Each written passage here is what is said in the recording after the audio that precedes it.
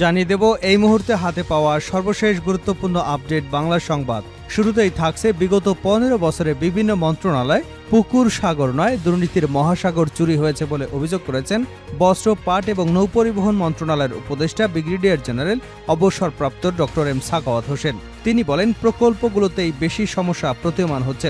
অনেক প্রকল্প রয়েছে যা মানুষ জানতও না। তাছাড়া কেনাকাটায়ও বেশ দুর্নীতি হয়েছে। প্রতিটি সেক্টরে রন্ধ্রে রন্ধ্রে দুর্নীতি। তিনি বলেন, এমন কোনো মন্ত্রণালয় নেই যেখানে দুর্নীতি নেই। পাট মন্ত্রণালয় তো শেষ। আমরা চেষ্টা করছি বন্ধ থাকা পাট কলগুলো লিজ দিতে। অর্থনৈতিকভাবে চুরিচামারি করে এদেশে একজন হাজার হাজার কোটি টাকার মালিক হয়েছে। এই দুর্নীতি শতভাগ না পারলেও রোধ করতে হবে। এবারে জানাবো, কৃত্রিম অরাজকতা তৈরি করে শেখ হাসিনাকে ফিরিয়ে আনার ষড়যন্ত্র চলছে। বিএনপির সিনিয়র যুগ্ম মহাসচিব রুহুল কবির রিজভী বলেছেন, ঘাপটি মেরে থাকা আওয়ামী দোসররা লুটের টাকা দিয়ে কৃত্রিম অরাজকতা তৈরি করে শেখ হাসিনার ফিরে আসার পথকে সুগম করবার ষড়যন্ত্র করছে। কারা এর সঙ্গে আছে আমরা তা জানি।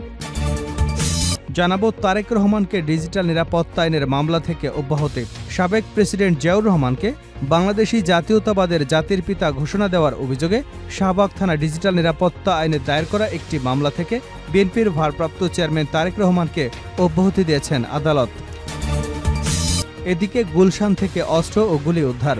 রাজধানীর গুলশান থেকে পরিত্যক্ত অবস্থায় একটি বিদেশি পিস্তল, 29 রাউন্ড গুলি এবং 38 রাউন্ড শটগানের কার্তুজ উদ্ধার করেছে ঢাকা মেট্রোপলিটন পুলিশের গুলশান থানা। জানিয়ে দেব, বিশ্ব দরবারে জনভিত্তিক রাষ্ট্র গড়ার বার্তা দেবেন ডক্টর ইউনূস। জাতিসংঘের সাধারণ পরিষদের অধিবেশনে এবার অনেকটা পরিবর্তিত পরিস্থিতিতে যোগ দিতে যাচ্ছে বাংলাদেশ। অন্তর্বর্তী সরকার প্রধান ডক্টর মোহাম্মদ ইউনূসের নেতৃত্বে এবারের অধিবেশনে অংশ নেবে 57 সদস্যের প্রতিনিধি দল। প্রধান উপদেষ্টা তার বক্তব্যে জনভিত্তিক, কল্যাণমুখী, জনস্বার্থে নিবেদিত একটি রাষ্ট্র ব্যবস্থা গড়ে তোলার দৃঢ় প্রত্যয় বিশ্ব দরবারে তুলে ধরবেন বলে জানা গেছে। এবং সর্বশেষ জানাবো আন্তর্জাতিক সংবাদ। ইসরায়েল লেবানন হামলা, পাল্টা হামলা, শুরু হচ্ছে নতুন যুদ্ধ। লেবানন জুড়ে সম্প্রতি ওয়াকিটকি ও পেজার বিস্ফোরণে ব্যাপক হতাহতের ঘটনা ঘটেছে। এরপর বৈরুতে ইসরায়েলি হামলায় হিজবুল্লাহর একাধিক ঊর্ধ্বতন কমান্ডার সহ 37 জন নিহত হয়েছেন। প্রতিশোধ নিতে ইসরায়েলের রামাত ডেভিড ঘাঁটিতে পাল্টা হামলা চালিয়েছে হিজবুল্লাহ। ফলে লেবানন এবং ইসরায়েলের মধ্যে সর্বাত্মক যুদ্ধের আশঙ্কা সৃষ্টি হয়েছে। এতক্ষণ শিরোনাম শুনছিলেন, এবার বিস্তারিত। প্রিয় দর্শক, আপনি যদি এই চ্যানেলে নতুন হয়ে থাকেন, ভিডিওটি দেখতে দেখতে চ্যানেলটি সাবস্ক্রাইব করে আমাদের সঙ্গেই থাকুন। আর এই ভিডিও সম্পর্কে আপনি আপনার মূল্যবান মতামতটি কমেন্ট বক্সে জানিয়ে দিন। আর হ্যাঁ প্রিয় দর্শক, জানিয়ে দিন ভিডিওটি কোথা থেকে দেখছেন। দীর্ঘ 15 বছরে বিভিন্ন মন্ত্রণালয়ে মহাসাগর চুরি হয়েছে সাখাওয়াত। গত 15 বছরে বিভিন্ন মন্ত্রণালয়ে পুকুর সাগর নয় দুর্নীতির মহাসাগর চুরি হয়েছে বলে মন্তব্য করেছেন বস্ত্র, পাট এবং নৌপরিবহন মন্ত্রণালয়ের উপদেষ্টা ব্রিগেডিয়ার জেনারেল অবসরপ্রাপ্ত ডক্টর এম সাখাওয়াত হোসেন। রোববার বরিশালে বাংলাদেশ মেরিন একাডেমি পরিদর্শনকালে তিনি এ মন্তব্য করেন। সাখাওয়াত হোসেন বলেন, প্রকল্পগুলোতেই বেশি সমস্যা প্রতীয়মান হচ্ছে। অনেক প্রকল্প রয়েছে যা সাধারণ মানুষ জানেও না। তাছাড়া কেনাকাটায় রয়েছে দুর্নীতির অভিযোগ। প্রতিটি সেক্টরে রন্ধ্রে রন্ধ্রে দুর্নীতি। তিনি বলছেন, এমন মন্ত্রণালয় নেই যেখানে দুর্নীতি নেই। পাট মন্ত্রণালয় তো শেষ। আমরা চেষ্টা করছি বন্ধ থাকা পাটকলগুলো লিজ দিতে।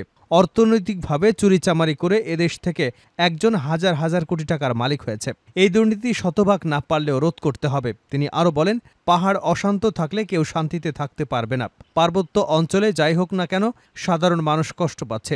এর আগে সকাল 10টার দিকে একাডেমি ময়দানে ক্যাডেটদের সালাম গ্রহণ করেন তিনি। কৃত্রিম অরাজকতা তৈরি করে হাসিনাকে ফিরিয়ে আনার ষড়যন্ত্র চলছে রিজভী। বিএনপির সিনিয়র যুগ্ম মহাসচিব রুহুল কবির রিজভী বলেছেন, ঘাপটি মেরে থাকা আওয়ামী দোসররা লুটের টাকা দিয়ে কৃত্রিম অরাজকতা তৈরি করে শেখ হাসিনাকে ফিরে আসার পথ সুগম করবার ষড়যন্ত্র করছে। কারা এর সাথে আছেন আমরা তা জানি। রবিবার যশোর চৌরাস্তা মোড়ে স্বেচ্ছাসেবক দলের গণসমাবেশে প্রধান অতিথির বক্তব্যে তিনি এসব কথা বলেন। স্বেচ্ছাসেবক দলের সভাপতি ইঞ্জিনিয়ার রবিউল আলমের সভাপতিত্বে সমাবেশে তিনি আরও বলেন, পুলিশ প্রশাসন, বিচার বিভাগ ছিল হাসিনার জল্লাদখানা। সেই কসাইরা এখনও বিদায় নেয়নি। তারা নানাভাবে সক্রিয়, তাদের দিকে নজর রাখতে হবে। রিজভী বলেন, ভারতের কাছে কোহিনূর হীরা ছিলেন শেখ হাসিনা। এজন্য শেখ হাসিনার পতনে ভারতের মন বেদনা কমছে না। দেশের বিভিন্ন সেক্টর ও পার্বত্য চট্টগ্রামে যা হচ্ছে তা এদেশের মানুষ বোঝে। তিনি বলেন, হিন্দু মুসলমানদের হাজার বছরের সম্প্রীতি হাসিনা ও ভারত যৌথ প্রযোজনায় নষ্ট করবার চেষ্টা করছে। তারা সীমান্তে রক্তাক্তের নির্দেশ দিচ্ছে। অমিত শাহর উস্কানিমূলক বক্তব্য তারই প্রমাণ।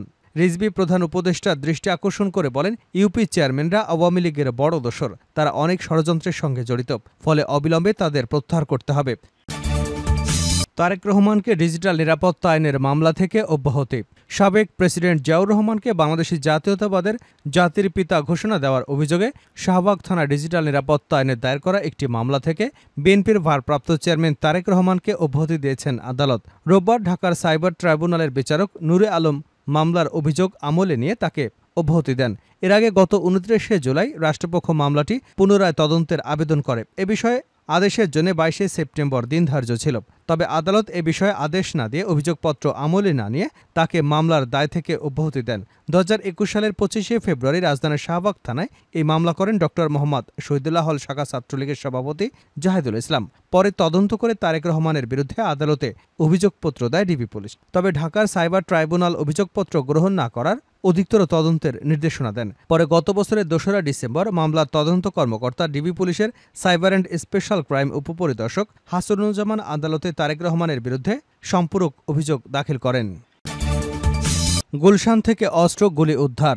রাজধানীর গুলশান থেকে পরিত্যক্ত অবস্থায় একটি বিদেশি পিস্তল এবং ২৯ রাউন্ড গুলি, ৩৮ রাউন্ড শটগানের কার্তুজ উদ্ধার করেছে ঢাকা মেট্রোপলিটন পুলিশের গুলশান থানা।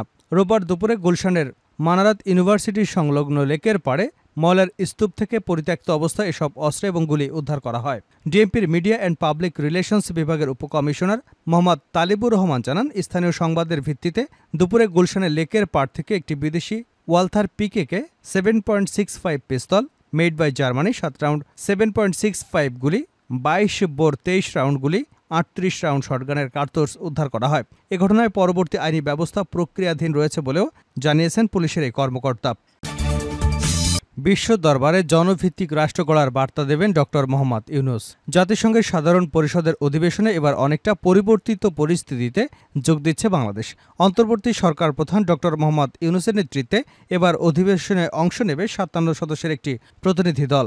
প্রধান উপদেষ্টা তার বক্তব্যে জনভিত্তিক, কল্যাণমুখী এবং জনস্বার্থে নিবেদিত একটি রাষ্ট্র ব্যবস্থা গড়ে তোলার দৃঢ় প্রত্যয় বিশ্ব দরবারের কাছে তুলে ধরবেন বলে জানা গেছে। তথ্য অনুযায়ী ২৪শে সেপ্টেম্বর থেকে জাতিসংঘের সাধারণ পরিষদের ৭৯তম অধিবেশনে উচ্চ পর্যায়ের বিতর্ক পর্ব শুরু হতে যাচ্ছে। এ অধিবেশনে যোগ দিতে প্রধান উপদেষ্টা ২৩শে সেপ্টেম্বর একটি বাণিজ্যিক ফ্লাইটে নিউ ইয়র্কে পৌঁছবেন। সেখানে অবস্থান করবেন ৩ দিন। ২৭শে সেপ্টেম্বর প্রধান উপদেষ্টা জাতিসংঘ সাধারণ পরিষদে বিতর্ক পর্বে বক্তব্য রাখবেন। এবছর জাতিসংঘের সাধারণ বিতর্কের প্রতিপাদ্য কাউকে পেছনে ফেলে নয়, বর্তমান ও ভবিষ্যৎ প্রজন্মের জন্য শান্তি, টেকসই উন্নয়ন, মানবিক মর্যাদার অগ্রগতির জন্য একযোগে কাজ করা, বিশ্বব্যাপী আস্থার সংকট, বহুপাক্ষিকতা, আলোচনার পথ উপেক্ষা করার ফলে সৃষ্ট সংকট থেকে সংঘাত, মানবাধিকার লঙ্ঘন, বিজ্ঞান ও তথ্য প্রযুক্তির অভাবনীয় উন্নতি, বৈশ্বিক চ্যালেঞ্জ মোকাবেলা, টেকসই উন্নয়ন বাস্তবায়নে কার্যকর এবং সমন্বিত পদক্ষেপের অনুপস্থিতি প্রভৃতি প্রেক্ষাপটে এবারের প্রতিপাদ্য অত্যন্ত অর্থবহ। নাম প্রকাশে অনিচ্ছুক পররাষ্ট্র মন্ত্রণালয়ের এক কর্মকর্তা জানিয়েছেন, রোহিঙ্গা নিয়ে এক ধরনের সমস্যায় আমরা ভুগছি। দাতা সংস্থা আগে সহায়তা দিলেও সেটি অনেকটাই কমে গেছে। তাই তাদের জন্য যে ব্যয় হয় সেটি বড় চাপ হয়ে গেছে আমাদের সরকারের জন্য। বিষয়টি তুলে ধরা হবে বিশ্ব নেতাদের সামনে। একই সঙ্গে বাংলাদেশে কোনো রোহিঙ্গাকে প্রবেশ করতে দেওয়ার যে সুযোগ নেই সেটিও জোরালোভাবে তুলে ধরা হবে। কূটনৈতিকরা বলছেন, বিশেষ সময় অন্তর্বর্তী সরকার দায়িত্ব পালন করছে, অনেকটা চ্যালেঞ্জিং, তাই যুক্তরাষ্ট্রের এ সফর অনেক গুরুত্ব বহন করছে। এটি ডক্টর ইউনূসের প্রথম সফর হওয়ায় বাড়তি আগ্রহ রয়েছে সবার কাছে। তবে প্রধান উপদেষ্টার পরিচিতি এবং সুনাম বিশ্বব্যাপী হওয়ায় বিষয়টি গুরুত্বপূর্ণ। ইসরায়েল লেবানন হামলা, পাল্টা হামলা, শুরু হচ্ছে নতুন যুদ্ধ।